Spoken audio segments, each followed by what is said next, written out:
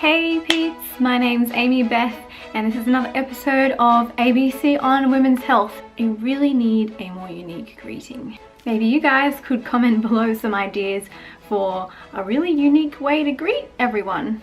Okay, so today's video is on being gluten-free. What's the point? Why do I do it? Is it helpful? And should you do it? So I'm not actually celiac, I'm just sensitive. So sensitive. I'm sensitive to wheat and gluten, and technically I'm not really gluten-free, I am wheat-free. So I do eat some types of gluten, like oats have gluten in them, but I don't eat wheat products. And we're going to go into the how and the why. Don't forget to subscribe if you're new to my channel, and if you're really interested in health stuff, you want to get healthy, live healthy, and be well on your way to healing. Also, I'm really keen for comments of any kind. It doesn't matter whether they're negative or positive. I just really want to know what you guys think. So please leave a comment below. When did I stop eating wheat? It's probably about 2.5, 3 years ago. From memory, there wasn't actually a specific date, so it's kind of hard to tell, but it was before I married Brent. So it has to be more than 2 years ago, that's for sure. I have lapsed many times in that time frame, so that makes it a little bit harder to tell. Why did I stop eating wheat? Well, I had endometriosis. I had severe chronic fatigue. I was struggling with weight loss, skin health, and a lack of energy in general, not to mention like brain fogginess, difficulty concentrating, and I put all of this down to just being so overtired and fatigued from my chronic illness. And that's what I thought that all of these things were connected to. Somewhere during this time, my older sister actually sent me a link to a video, and I watched the video. I cannot remember what it's called, but it was only like a short time availability video, and they were talking about all the different things that wheat can actually do to you, and some of the real life stories of people who have stopped eating it and how it affected them positively. So that really convinced me to give it a try. I was pretty sick of being sick at that point, so I was pretty willing to give just about anything a try. And this video really encouraged me to try something totally different. It was pretty hard, it was pretty scary, because really, who wants to stop eating wheat? It is delicious. So the next question is, did it heal me? And the answer to that is a little bit more complicated. Yes and no. Initially, I became even more highly sensitive, although that's what it seemed like, but the truth is that when you stop eating wheat, you start to notice the effect that it's actually having on your body. And for people who are sensitive to wheat, you would know that your body is actually in a constant state of reaction, but because it's a mild reaction and it's constant, you just don't really notice it's there until you stop having it. And then you notice when you do eat it, what it does to you. And so that hypersensitivity showed up to me in little things, like the shampoo I was using had wheat protein in it, and it was making my head so itchy. I had to change shampoos straight away. And that was something I had never ever had a problem with before. I also initially lost more weight, which might sound fabulous to some people, but I was pretty skinny already because of my illness, and so that wasn't ideal. And the reason for that is that wheat is probably one of our biggest sources of protein these days.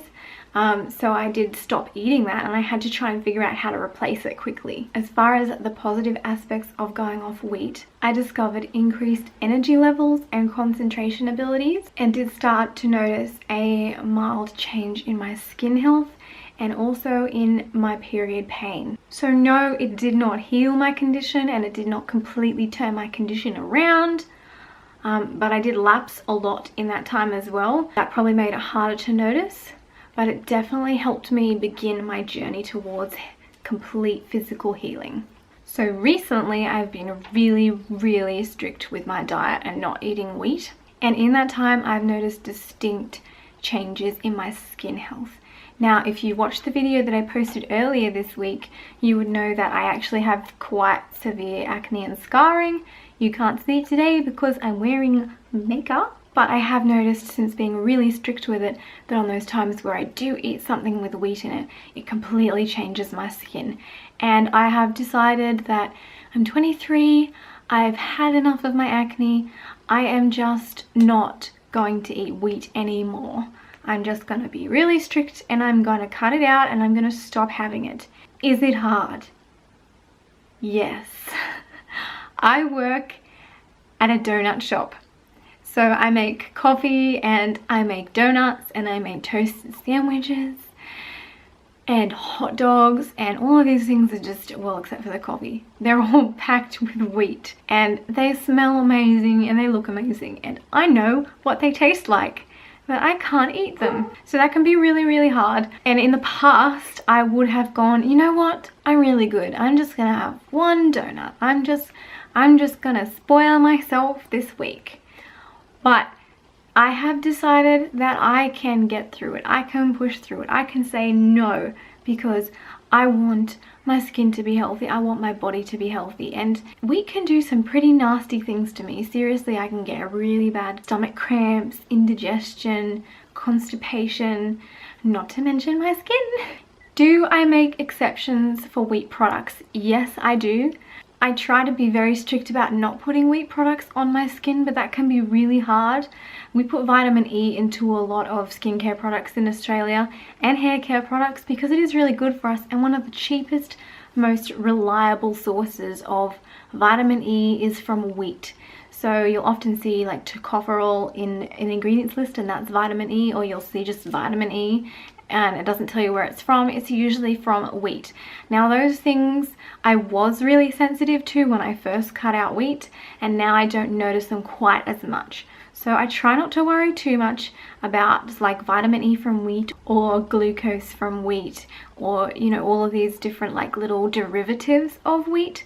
I try not to worry about those too much because I'm not celiac, I'm not desperately allergic, and it can be really hard, really stressful and time consuming to pick out everything that's related to wheat. It is literally in just about everything that we use. That in itself is a little bit concerning and scary to me, that we put wheat into everything. I mean, you don't have to look too far to see traces of wheat on nearly every package or derived from wheat. It's everywhere. It's in your food, it's in your skincare, your makeup, your hair products. It is just everywhere, and it can be so hard to find stuff that doesn't have wheat products in it.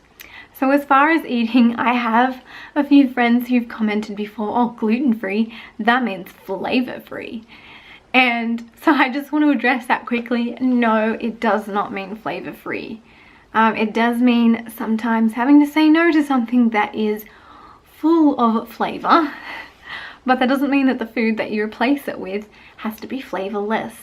I mean, when you think about it, wheat is really just a grain. It does have a nice taste, but it's not like a major flavor. And certain things are just not as good, like gluten-free cookies do not taste as good as wheat-based cookies. It's just the way it is. It's sad, but it's true. But I would say that some of the foods I've been eating very recently are so delicious. I've been making for breakfast for my husband and I've been cooking, just frying in a pan with a little bit of sunflower oil, eggs and bacon, sweet potato slices and a zucchini sliced up, and put that on a plate. If you want sauce, like Worcestershire sauce is really nice, drizzle on top. I usually eat it without anything, maybe a bit of salt and pepper, and the flavors are amazing. There's just so much variety, and I feel so much better throughout the day eating that than eating a bowl of cereal. If I don't eat their eggs, bacon and vegetables, I usually try and do a green smoothie, which my husband and one of my good friends will tell you tastes revolting. But I have learned to enjoy it. I didn't particularly like it when I first tried it, but it wasn't horrible. So I've been drinking it most mornings or every second morning or so, and it doesn't fill me up for as long as a full breakfast, but it's really good, it's really healthy, it's full of vitamins and minerals, and I think you could do some other things to it to make it taste better. You could add some better flavorings to it or some protein powders that have flavors in them to make it taste even better. So that's what I do for breakfast. Lunches, if I have a smoothie for breakfast, I will usually do the eggs, bacon and vegetables fried up for lunch. But the other thing I do for lunches is just leftovers from dinner. I try and cook up like really big portions at night time, and I package them into little containers and put them in the fridge and the freezer, and we eat those for lunch throughout the week, unless I forget to cook or don't cook enough, and then we just buy food or scrounge around for something in the cupboard. I'm not really that organized. Not as organized as I sound here anyway. I try to be organized, but it often doesn't work quite as well as it sounds like it works. If that sentence even makes any sense. So then the next question, of course, is should you stop eating wheat, and why should you consider not eating wheat? So to answer this question, I'm just going to cover a little bit of some of the things that I have noticed. And wheat causes for me bloating, constipation, abdominal pain, brain fogginess, and fatigue. So that's just a few of the things, not to mention my skin health. In general, it's not a healthy addition to your diet. Those few things, I actually thought all of those were part of my endo and my chronic illness. And to some degree they were. So endometriosis includes a lot of abdominal pain and cramping.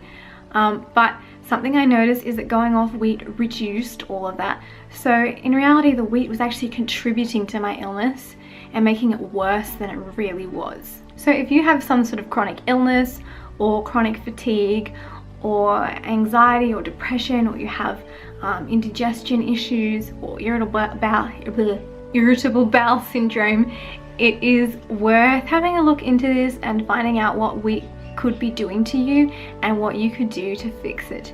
Why should you look into it? Well, if you suffer from chronic fatigue, chronic illness, thyroid problems, weight loss or weight gain, hormonal imbalance, bloating, abdominal cramps and pain, extra gas, brain fog, concentration issues, lack of energy. If you suffer from any of those things, it is definitely worth looking into. Now, there are a few different things going around about genetically modified wheat or hybridized wheat, and the truth is that most of the wheat that we're eating is hybridized wheat, which means that it has been retrained and regrown to actually have more gluten in it, which can actually impact you negatively, particularly if you're sensitive. And the other thing is that it can be contributing to leaky gut syndrome, which means that certain proteins from the foods that you eat, particularly wheat, can actually go through your gut lining into your bloodstream and affect the way that you live, which is one of the reasons why you have brain fog, concentration issues, and fatigue. So it's definitely worth looking into if you have any health concerns or any of the symptoms I mentioned. I'm also going to link some articles below which you can click on and look at and do all the research that you like. You can research as much of this as you like. I'm just adding some articles to make it a little bit easier for you so you can figure out what you want to do and if this is something that you would like to try for your health. That's it, guys. Thanks for watching. I hope this video has helped you to know what to look for and to do some research and helped you on your journey to your own physical healing. Don't forget to hit subscribe if you would like to see more of these videos, and comment below any thoughts that you have. Also give me a thumbs up if you really enjoyed this video and it was helpful to you. Have a great week, guys.